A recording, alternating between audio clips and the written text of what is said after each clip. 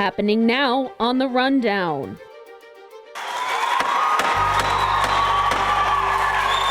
Of order. The end of the legislative session is drawing near, and the mad dash to keep or kill bills is on. I think we can read a boogeyman into this bill if you want, but it just ain't there.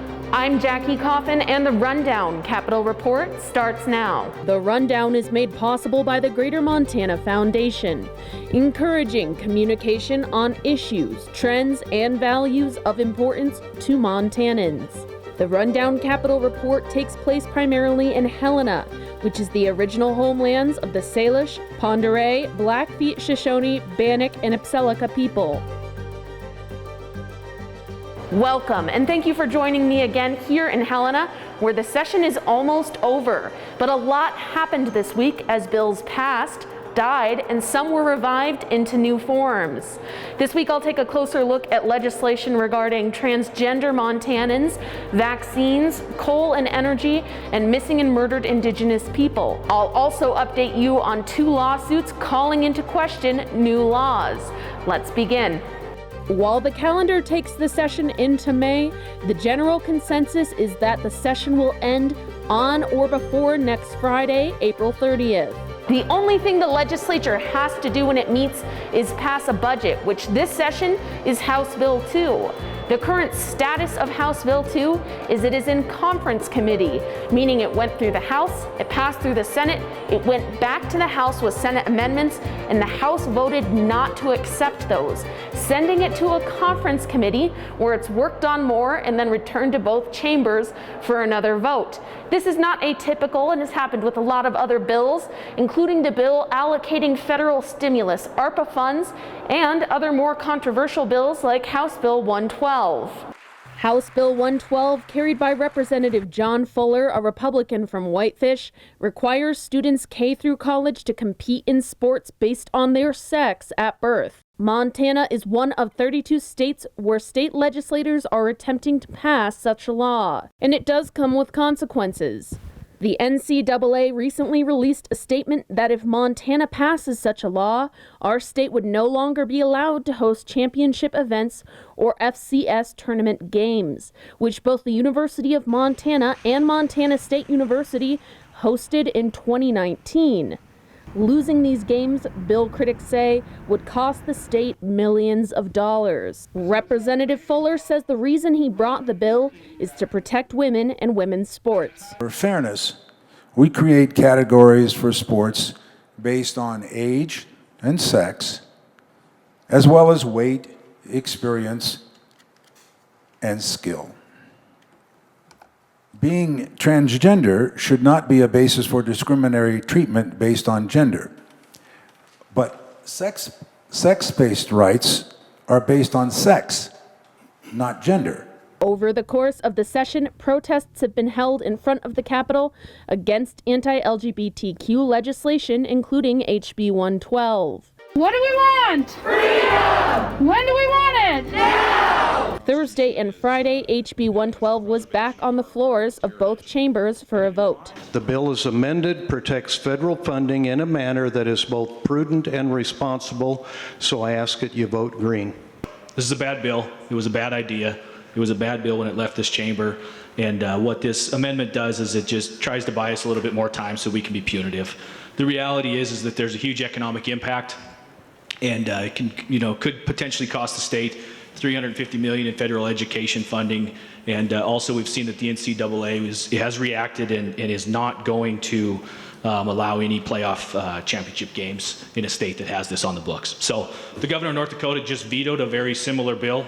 We should probably follow suit and have a little more respect for our friends and neighbors. Vote no. A good senator from Missoula the other day said that the amendment, she was probably in favor of the amendment, but was against the bill, or against the amendment and against the bill. It is a bad bill. It's not a bill that's necessary, so I would please vote no. By the time this year is over, bills like House Bill 112 could be law in 15 or more states. Let's protect women's sports here in Montana. It preserves the gains made by female athletes over the last 49-year history of Title IX. Vote green. House Bill 112. HB 112 passed as amended through the House and the Senate Thursday and Friday. HB 112's companion bill, House Bill 427, also carried by Fuller, prevents transgender youth from accessing gender-affirming health care. In the House, this effort failed, was introduced as a new bill, and finally passed. And this week, it was finally scheduled for a vote in the Senate. But it was not the vote expected. Senator Bennett. Mr. President, I move to indefinitely postpone House Bill 427. Okay, 27 senators have voting aye, 22 have voted no. House Bill 427 has indefinitely been postponed. Motions. With the support of every Democrat and 8 Republicans, the Senate killed HB 427. This week, PBS NewsHour released the results of a poll conducted with NPR and Marist College, showing how Americans of different political orientations nationwide feel about the wave of anti-trans bills in different state legislatures. The poll finds overall 2/3 of Americans oppose anti-trans legislation, and that's consistent across party lines. 69% of Democrats, 66% of Republicans, and 67% of independents say they oppose legislation that would prohibit transgender student athletes from joining sports teams that match their gender identity. 70% of Republicans, 69% of Democrats, and 64% of independents oppose legislation that would prohibit gender transition-related medical care for minors. With HB 427 dead and HB 112 passed, the question lingering is if HB 112 will be signed into law or vetoed by Governor Greg Gianforte. On Thursday, Gianforte quietly signed into law SB 215, the Religious Freedom Restoration Act, carried by Senator Carl Glimm, a Republican from Kyla. RFRA, as it's called, strengthens legal protections for religious freedom cases, especially when challenged in court. Do we need this in Montana? Yes, we do. You have heard the list of cases, and there are many more, where state or local government has taken actions that have unduly burdened the exercise of free religion. Governor Gianforte emphasizes this is not a license to discriminate against the LGBTQ. They are hired as employees across the state. It is not a license for lodging facilities or private employers to discriminate. Bill opponents say it takes Montana back to the days before non-discrimination orders and will open the door for discrimination against the LGBTQ community. They said over and over and over again, this is not about LGBTQ discrimination. We know that's a lie, and they are doing incredible mental gymnastics trying to say it's not about us. Guess what? We know. Guess what? We're here. Guess what? We're not going to shut up. Other bills signed into law this week by the governor. On Thursday, he held a bill signing for a package of bills addressing the missing and murdered Indigenous people crisis in Montana. The missing and murdered Indigenous persons crisis has tragically impacted far too many families in Montana. And let me be clear, it must end. In Montana, Native Americans make up about 7% of the population, but they account for 26% of missing persons. Between 2017 and 2019, nearly 80% of those reported missing were teenagers younger than 18 years of age.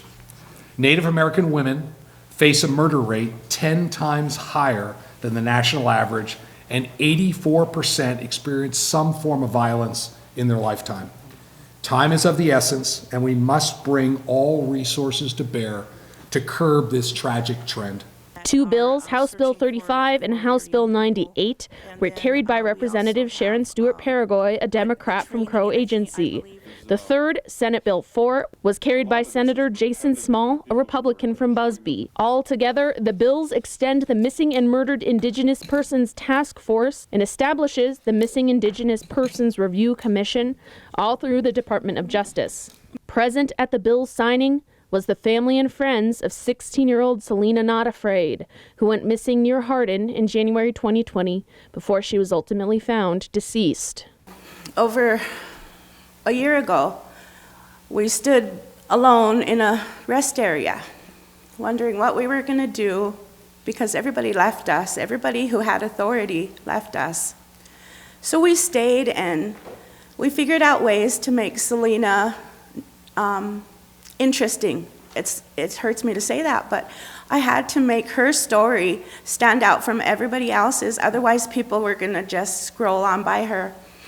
So it took a lot of strength, and I got that strength from her and my sister Jackie, her mom.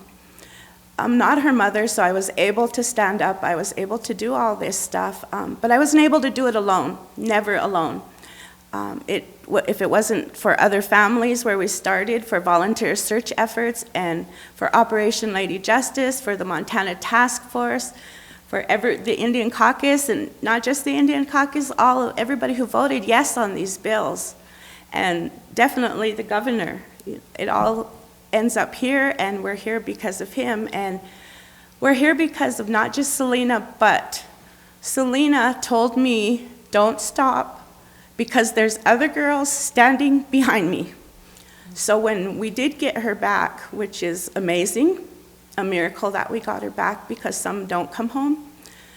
From there, I told myself it wasn't over, that I had things to do. I didn't know what the things were to do, so I thank everybody else who joined the race behind me because they knew what to do. Me, I didn't know what to do. I just knew to stand and shout as loud as I could and hope somebody heard me and ran with it. So we're all here today because somebody did hear Selena, they did hear Sarah, they did hear Mani.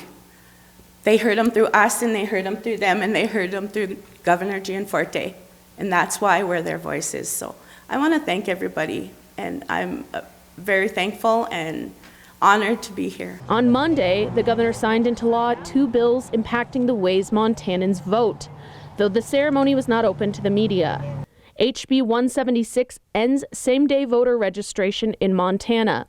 Senate Bill 169 requires ID when voting and registering to vote, but also restricts what types of ID are acceptable. One big change, student IDs are no longer valid. The next day, the Montana Democratic Party filed a lawsuit in Billings District Court against Secretary of State Christy Jacobson, saying these 2 bills violate the Montana Constitution's right to vote and equal protection guarantees. Jacobson's legal counsel has yet to respond. This is the second lawsuit filed so far against bills passed this session and signed into law by Governor Gianforte. The legislature is currently wrapped up in a lawsuit against Senate Bill 140, which was signed by Governor Gianforte right before St. Patrick's Day. Senate Bill 140, carried by Senator Keith Regier, a Republican from Kalispell, changes the way vacancies in the judicial branch are filled in Montana. Specifically, it does away with the Judicial Standards Committee, which has been responsible for picking judicial nominees for the last 50 years. And instead, SB 140 allows the governor to directly pick replacements. Opponents of the bill and plaintiffs in the lawsuit say this is unconstitutional and tramples on the separation of powers between our 3 branches of government. Since then, the lawsuit has opened a can of worms into perceived judicial impartiality in Montana. And legislative Republicans say a set of released emails show the judicial branch is prejudging the legality of bills moving through the legislature. The legislature has even formed a special committee on judicial accountability and transparency, which met a couple of times this week.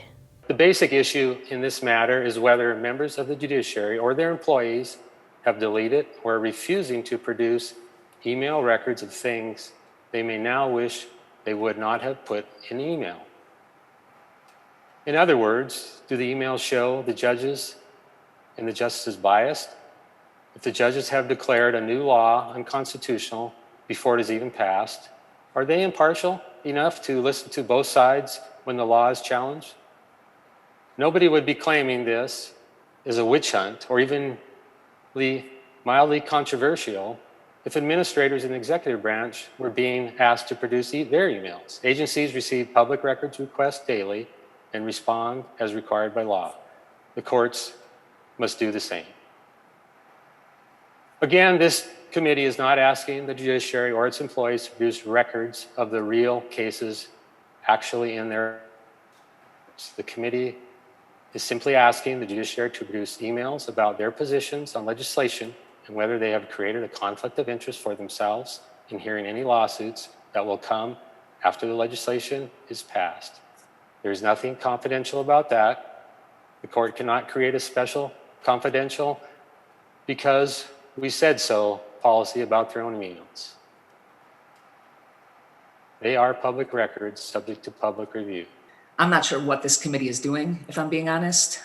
We heard from the Chief Justice. He answered the questions that were in front of us in some detail about how the judicial branch engages with legislation that is active through their association and through polls. We know that the Supreme Court justices do not, as a practice, respond to those polls for exactly the reasons that that you're discussing today. We know that one justice recused himself because of conversations. We know that justices routinely make assessments about whether they have a conflict. We depend on that. They do it. They have rules and a code of ethics to do that. They have been doing that. This is an attack on an independent, co-equal, nonpartisan branch of government that is a culmination of a session-long just barrage of legislation to make the court more partisan, less independent. And it feels like a power grab from two branches of government that are partisan. To me, I'm incredibly disappointed in it. We need to protect the checks and balances that Montanans depend on that allow our government to run. I'm really disappointed in this committee. I'm really disappointed in the tone of the questions today. And that's all that I have. In a Monday meeting, all 7 of Montana's Supreme Court justices attended and answered questions. The lawsuit moves on, and this legislative committee says it will prepare a preliminary report on findings and potentially continue the committee into the interim. A moment that has gained a lot of attention this week happened Thursday during the Senate floor session. I've read articles about putting a little chip in with the vaccine. The Senate gallery was full of supporters of House Bill 702, a bill prohibiting discrimination based on immunization statutes or vaccine passports. Last week, Governor Gianforte signed an executive order prohibiting COVID-19 vaccine passports to be established in Montana. A vaccine passport is pretty much what it sounds like. It's a document containing proof of vaccinations. While Gianforte's order specifically spells out COVID-19 vaccines, House Bill 702 does not specify any one vaccination. But the discussion on the Senate floor focused on vaccines against COVID-19. This is the foot in the door. The camel's nose under the tent, the foot in the door. This is the opportunity to not just have vaccine status on a passport, but your religious preference, your political identity, what you believe, what you think. I would bet not 1 in 10 denominations represented in this room have a doctrinal position on vaccination status. But I would bet there's dozens and dozens in this room that have a sincerely held religious belief that is being challenged and they're expected to defend it in front of a tribunal. This is what we used to do in the 1600s in the witch hunts. So the question for this legislature today is, are we going to allow governments to refuse goods, services, employment opportunities? This is not about putting on your hard hat or your knee guards. This can be about life or death. Particularly in our senior care facilities, nursing homes, assisted living, and long-term care. Most of these facilities in the state of Montana accept Medicare and Medicaid, and the federal government, CMS, has requirements that these facilities have to abide by, or they lose their ability to accept Medicaid and Medicare. That means that most of the folks in need of these services are seniors, folks with disabilities, and folks who need specialized care would no longer be able to receive that care if they're found to be not in compliance with those federal requirements. So that concern was brought to our committee. There was an amendment that could have addressed this, but we didn't get it there. I just also want to remind the body that there have been over 3 million deaths worldwide due to this virus that's out there right now. And in the United States, 569,000 deaths. I think largely, and that number is going up as people continue to choose not to get vaccinated. I'm very excited that I'll be getting my second shot this afternoon. The comment of the day was awarded to Senator Keith Regier, a Republican from Kalispell. And so it's still requiring an employee to put something into their bodies in order to be employed. That's crazy. What's next? I've read articles about putting a little chip in with the vaccine. There you got right there. So what if that is federally approved and the employer requires that? We've had a lot of bills talking about personal privacy this session. Ultimately, House Bill 702 passed, and the next day, so did House Bill 703, a companion bill that prohibits proof of immunity or vaccination for access to public goods and services like hotels and restaurants. 31 senators having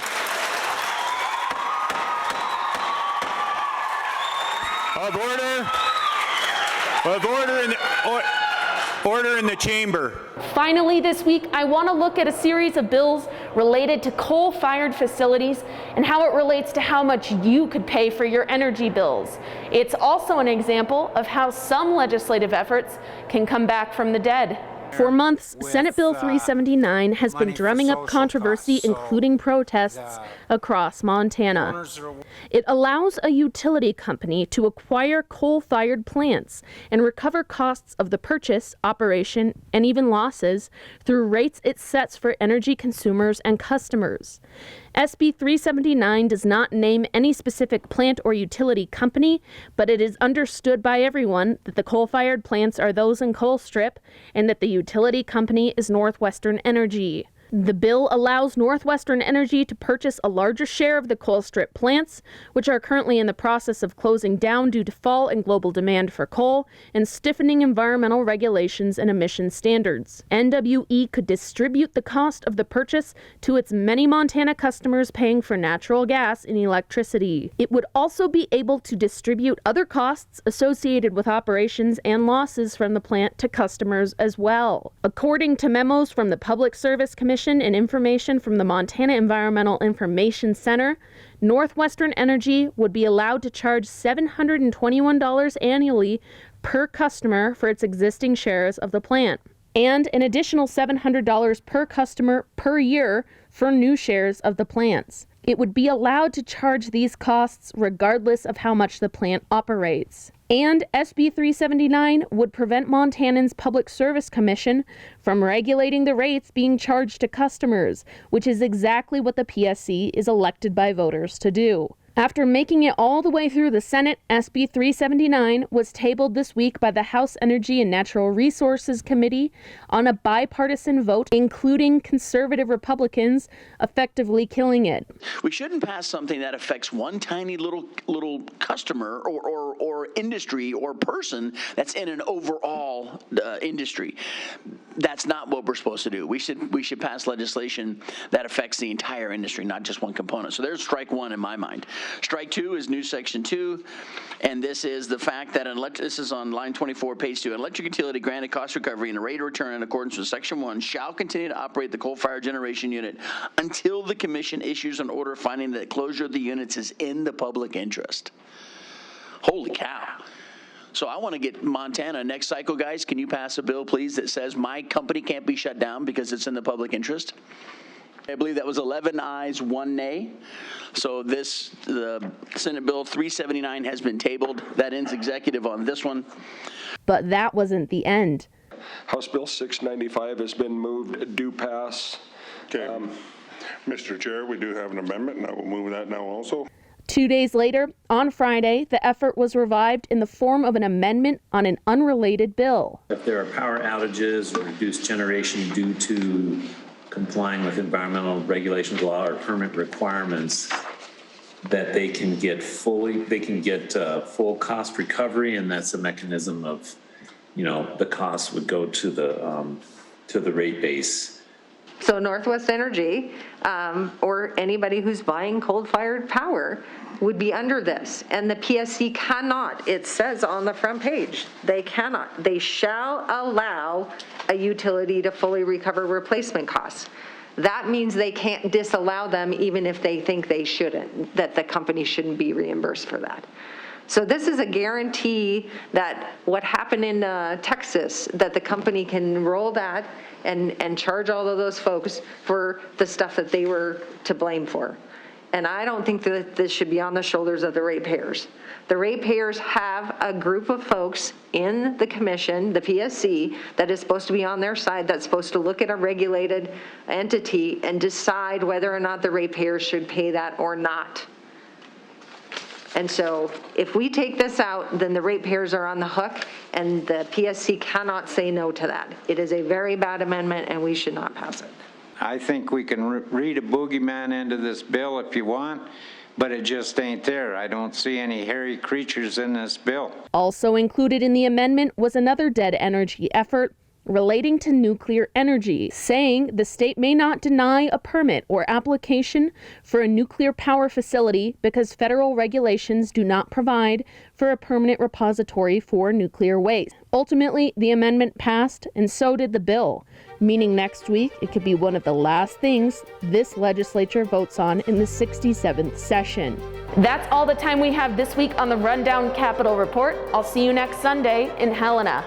The Rundown is made possible by the Greater Montana Foundation, encouraging communication on issues, trends, and values of importance to Montanans.